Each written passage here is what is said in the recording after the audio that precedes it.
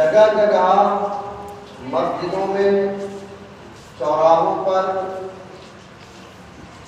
جسے اللہ نے جیسی توفیق بخشی،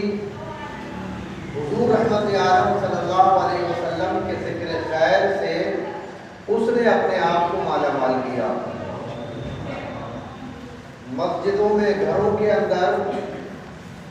حضور رحمت عالم صلی اللہ علیہ وسلم کی زندگی کے حصے، آپ کی سیرت کو سنا۔ حضرات محترم، اس وقت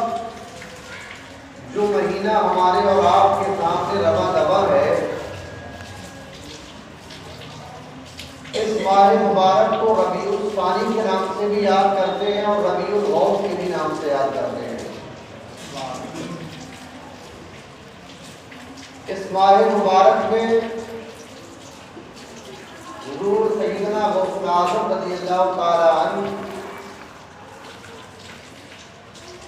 کا وصال ہوا، اور اس ماہ مبارک میں ہم بڑے ادب و احترام کے ساتھ ہم غوث اعظم رضی اللہ تعالیٰ عنہ کے ذکر خیر کو سنتے بھی ہیں، اور آپ کے جو ارشادات ہیں، آپ کے جو معمولات ہیں، اس پر عمل کرنے کی بھی کوشش کرتے ہیں۔ حضرات محترم، اللہ تبارک و تعالیٰ نے قرآن مقدس میں فرمایا، اے ایمان والو، اللہ سے ڈرو اور سچوں کے ساتھ ہو جاؤ۔ میرے عزیز ساتھیوں، آج ہم سے کہا جاتا ہے، کسی کی معلومات ہم سے لی جاتی ہے، کسی کے بارے میں ہم سے پوچھا جاتا ہے، شام کی 8 تاریخ بتا، ہمارے اسلاف نے، ہمارے بزرگوں نے چاند کی 8 ہے نا، ہمیں لوگوں کو پہچاننے کا اور لوگوں کو پرکھنے کا جو ہمیں سبق دیا ہے، وہ بڑا ہی فقید المثال ہے۔ فرمایا کہ کسی کے بارے میں آپ کو معلوم کرنا ہو، یہ بندہ کیسا ہے، یہ شخص کیسا ہے، اسے نہ دیکھو، اسے نہ دیکھو، بلکہ وہ جن لوگوں کے ساتھ رہتا ہے ان لوگوں کو دیکھ لو، معلوم ہو جائے گا اس کی حیثیت کیا ہے، وہ کیسے لوگوں کی سنگت اختیار کرتا ہے، آپ کو معلوم ہو جائے گا وہ شخص اچھا ہے یا برا ہے۔ آج حضرات محترم دیکھیں، حدیث قدسی ہے، حدیث قدسی اسے کہتے ہیں جس کے راوی اللہ کے رسول صلی اللہ علیہ وسلم ہے، فرمان اللہ کا ہو، بیان اسے رسول اللہ نے کیا ہو۔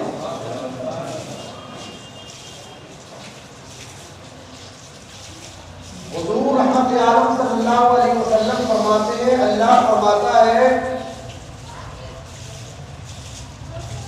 کہ بندہ فرائض کے ذریعے سے میرا قرب حاصل کرتا ہے، فرائض کے ذریعے سے میرا قرب حاصل کرتا ہے، میرے قریب آنے کی کوشش کرتا ہے، یہاں تک کہ وہ نوافل کے ذریعے میرا اتنا قرب حاصل کر لیتا ہے، اتنا قرب حاصل کر لیتا ہے، وہ بندہ میرے اتنے قریب ہو جاتا ہے، اتنا قریب ہو جاتا ہے، یہاں تک کہ اللہ فرماتا ہے کہ جب وہ دیکھتا ہے، دیکھنا آنکھ اس کی ہوتی ہے لیکن دیکھنا میرا ہوتا ہے، کہا کہ وہ میری محبت میں اتنا گم ہو جاتا ہے، زبان اس کی ہوتی ہے لیکن بولنا میرا ہوتا ہے، چلتا وہ ہے، پیر اس کے ہوتے ہیں لیکن چلنا میرا ہوتا ہے۔ اور فرماتے ہیں کہ جب وہ اللہ سے کسی بات پر اڑ جاتا ہے، اللہ اللہ سے کچھ جب مانگ لیتا ہے تو اللہ تبارک و تعالیٰ اس کی آرزو کو، اس کی تمنا کو پورا فرماتا ہے۔ تو یہ کون لوگ ہیں جنہیں اللہ نے یہ مرتبہ، یہ مقام عطا فرمایا؟ تو یقیناً یہ وہ لوگ ہیں جو اپنے آپ کو، اپنی ذات کو اللہ میں، اللہ کے لیے، اللہ کی ذات کے لیے قربان کر دیتے ہیں۔ اب ان کا چلنا، ان کا پھرنا، ان کا اٹھنا، ان کا بیٹھنا سب کچھ اللہ کے لیے ہوتا ہے۔ اگر وہ دوستی بھی کرتے ہیں تو اللہ کے لیے کرتے ہیں، دشمنی کرتے ہیں وہ بھی اللہ کے لیے کرتے ہیں۔ جب اس منزل پر پہنچ جاتے ہیں، اس مقام پر پہنچ جاتے ہیں، تو اللہ ان کی عظمتوں کو، ان کی کرامتوں کو کس طریقے سے لوگوں کے سامنے بیان فرماتا ہے۔ تو آئے ہم حضور غوث اعظم رضی اللہ تعالیٰ عنہ کی زندگی پاک سے سمجھنے کی کوشش کرتے ہیں۔ ایک مرتبہ محبت کے ساتھ درود پاک پڑھیں۔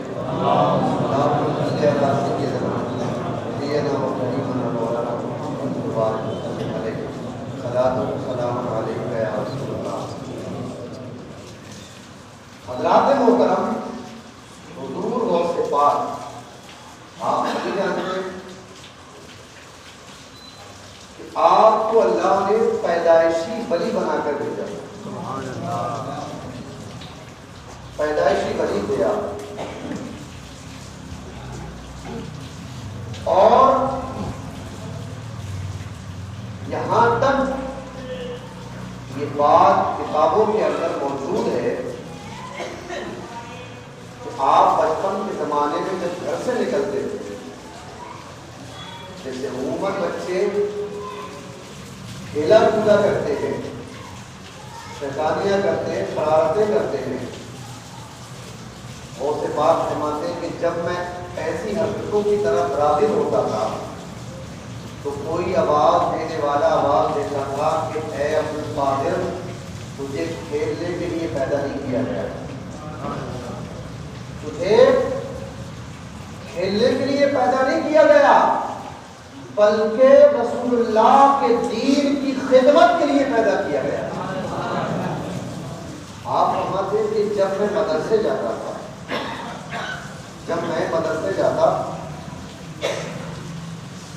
اور مدرسے پہنچتا تو کہنے والا کہتا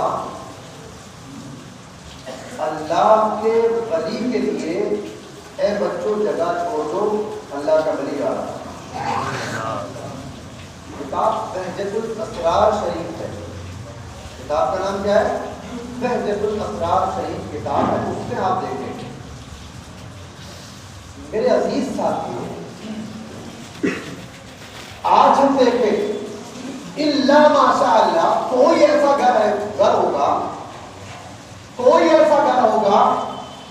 جو اولاد سے پریشان ہو، کوئی ایسا گھر ہوگا کہ وہ اولاد کا دگنا نہ روتا ہو، اولاد سے پریشان نہ ہو، کوئی ایسا گھر ہوگا۔ حضرات محترم یاد رکھنا، میں بڑی ذمہ داری کے ساتھ آپ سے بات کر رہا ہوں، بڑی ذمہ داری کے ساتھ۔ اللہ کے حبیب صلی اللہ علیہ وسلم نے فرمایا نیک اولاد تمہارے لیے صدقہ ہے۔ کیا ہے؟ صدقہ جاریہ ہے۔ نیک اولاد چھوڑی ہے، جب بھی وہ عمل نیک کرے گی، عمل خیر کرے گی، اس کا حصہ والدین کو بھی اللہ عطا فرمائے۔ اگر اولاد بد چھوڑی ہے، بدکار اولاد چھوڑی، اس کی صحیح تربیت نہ کی، تو یقین ماننا اگر وہ کوئی برا کام کرے گی، اگر وہ کوئی غلط کام کرے گی، تو اس کا حصہ بھی قبر میں والدین کو پہنچے گا۔ اولاد کے لیے سب سے بہترین تحفہ یہ ہے اسے حضور رحمت رحمت عالم صلی اللہ علیہ وسلم کی زندگی سے وابستہ کیا جائے، آپ کی سیرت کے احکامات اس تک پہنچائے جائیں، یہ سب سے بہترین تحفہ اولاد کے لیے۔ میرے عزیز ساتھیوں، کیا آپ اس بات کی گارنٹی لے سکتے ہیں ہم نے جو دولت جمع کی، جو مال ہم نے جمع کیا، ہمارے مرنے کے بعد، ہمارے جانے کے بعد ہماری اولاد اس کو صحیح جگہ استعمال کرے گی؟ ہے کسی کے پاس گارنٹی؟ کوئی نہیں کہہ سکتا اس بات کے لیے کہ ہم نے جو مال جمع کیا ہے تو ہمیں ہمارے اساتذہ